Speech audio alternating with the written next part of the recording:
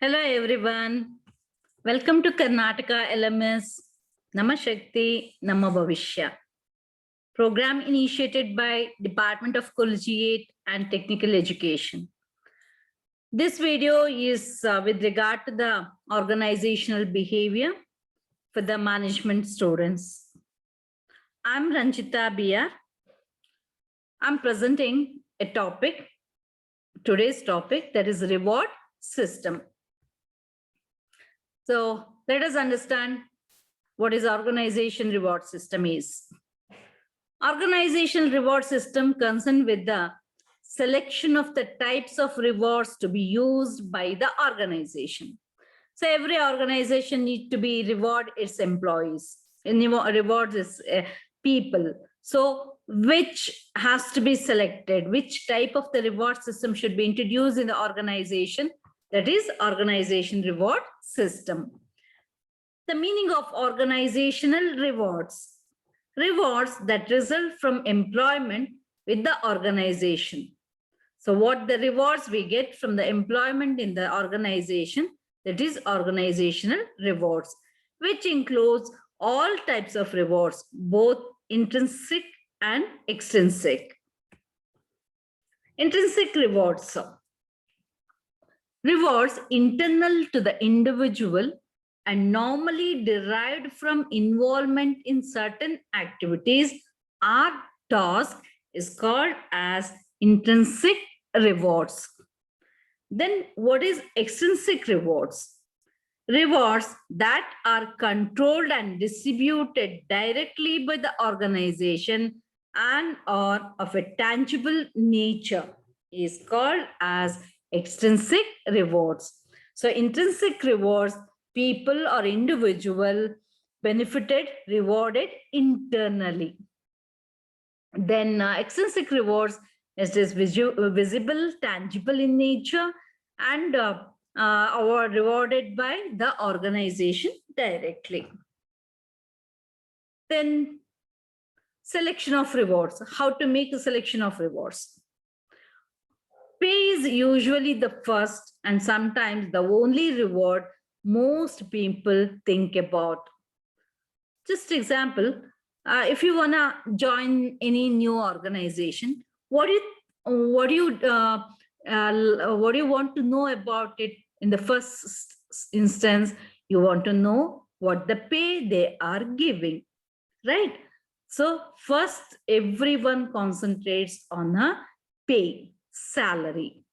Okay, next. Organizations should learn what employees perceive as meaningful rewards, which is not necessarily what management perceives. Yes, rewards should be selected from the angle of the employees, how they perceive the rewards, not from the angle of management, what they perceive as reward.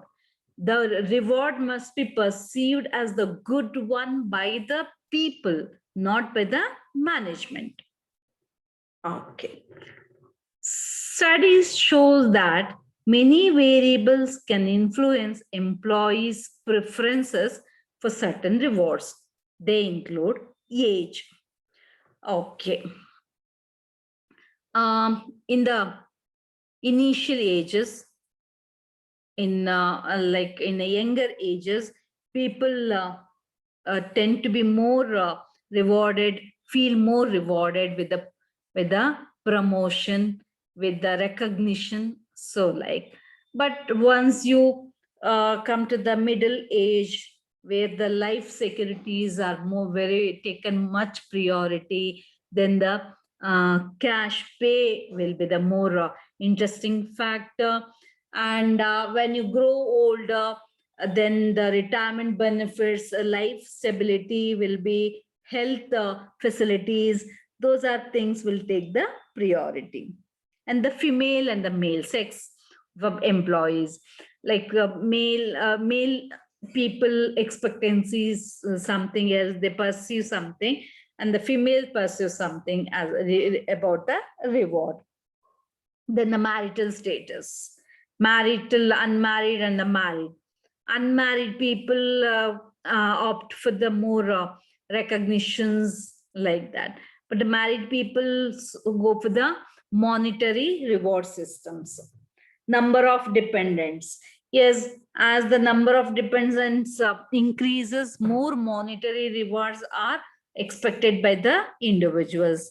And year of service. In the initial years of service, the recognition will be and the reward will be treated something else.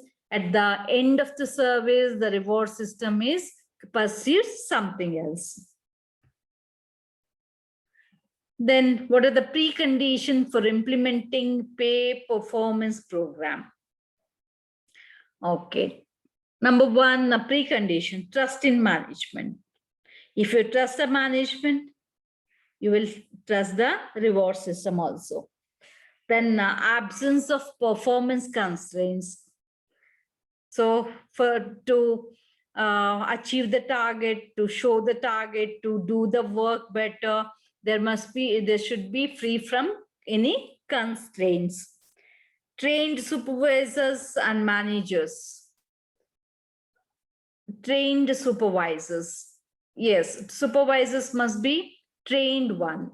Then it will be better for the organization as well as for the individuals who works there.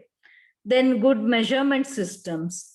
Yes, for the performance appraisal, there must be a good measurement systems. Then only you can select the best performed employees or the individuals. Ability to pay. This also it is also connected with the trust in management. When the management is ability to pay, then the trust will began to develop on the management.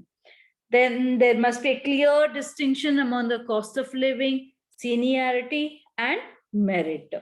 Then well communicated total pay policy. The pay policy should be very, very clear cut without any ambiguous. Then flexible reward schedule. The reward schedule should be flexible because rigid one will not cater the needs of the individuals. Then what are the major components of job satisfaction? So attitude towards the work group, general working condition, attitude towards the company, monetary benefits, attitude towards the management. So attitude about the work group, working condition, positive working condition. So it will lead to job satisfaction towards the company. So affiliation should be developed about the company. Then the job satisfaction will be more. Monetary benefits. If the monetary benefits will be monetary and the non-monetary. If the monetary benefits are more, it is automatically enhance the job satisfaction in the middle-aged employees.